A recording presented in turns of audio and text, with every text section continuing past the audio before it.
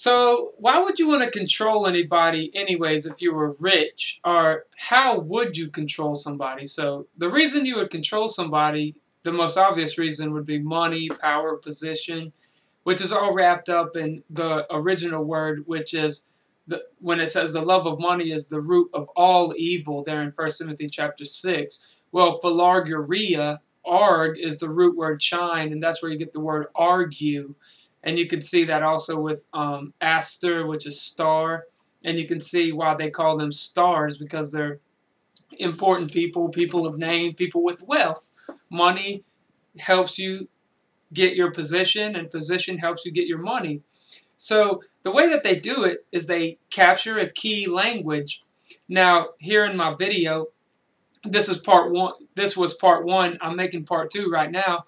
I actually include for you right here some links to some videos made by other people and resources, and also the two Babylons, an excerpt from there, because capturing key language, and look at 1920 through 2030 there, if you click on this link, and it will take you to an important part of this conversation where he explains that you capture someone's language.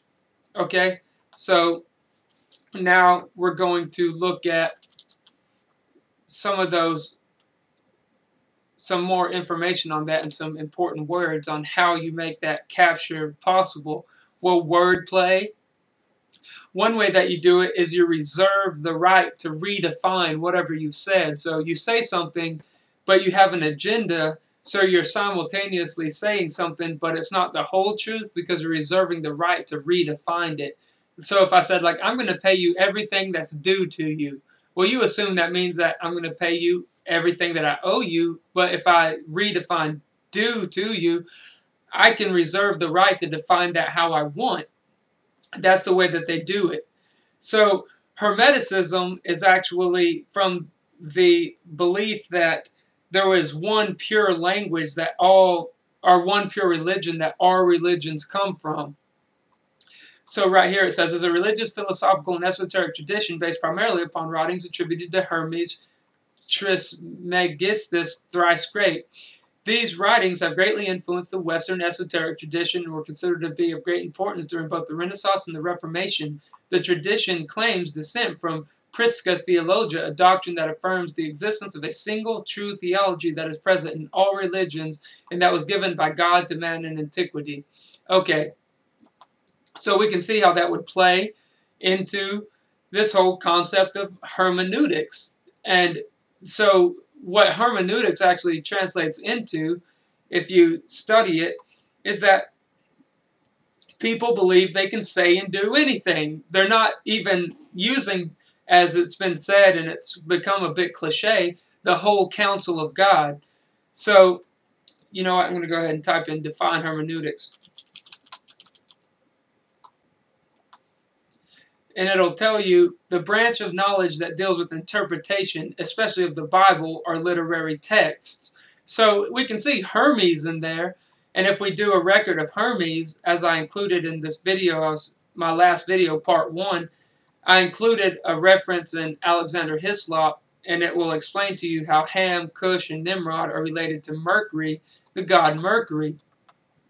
So we can see that what they try to do now is they just ecumenize and they amalgamate and they try to combine all these religions and syncretism, the merging of ideas, and they don't teach people to distinguish between the pure and the impure, the clean and the unclean. It's just a big mixture. And the way they do that is by exegesis and eisegesis, which is just another way of saying they make up whatever they want to. They change the words and then redefine everything according to how they would like. While exegesis is the process of drawing out the meaning from a text in accordance with the context and discoverable meaning of its author, eisegesis occurs when a reader imposes his or her interpretation into and onto the text. Now, what's happened is they've changed the text, they've changed the meanings of words, and even that would carry over into our reality, which is when we question reality, we see that what they're doing is controlling people and that the things that they're doing are made up and even entirely untrue. So, as we can see from studying things that they've put into the King James Bible that's not original, or we can see the way that they just leave out the whole Bible and just give little motivational speeches on particular texts. That's how they control you. They capture your language, and because you don't know anything outside of your language or research on your own, they control you by controlling what goes into your head. And that's what they do with hermeneutics, exegesis, and eisegesis, because they don't stick to the Bible or the original languages, the Hebrew and the Greek, or even research where the things they're saying come from. And we see that in such words as theology, soteriology, Christology, eschatology, fundamentals, and essentials, because they reserve the right to interpret what these things mean.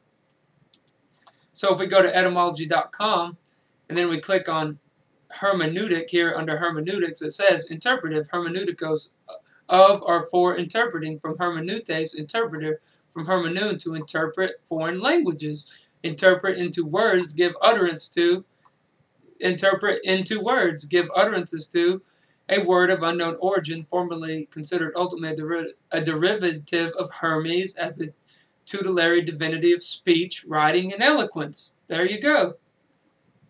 So first you have to think of what you say and then write it down and then put it into eloquence, right? And the scripture warns against these eloquent speakers who make long speeches with words they've made up.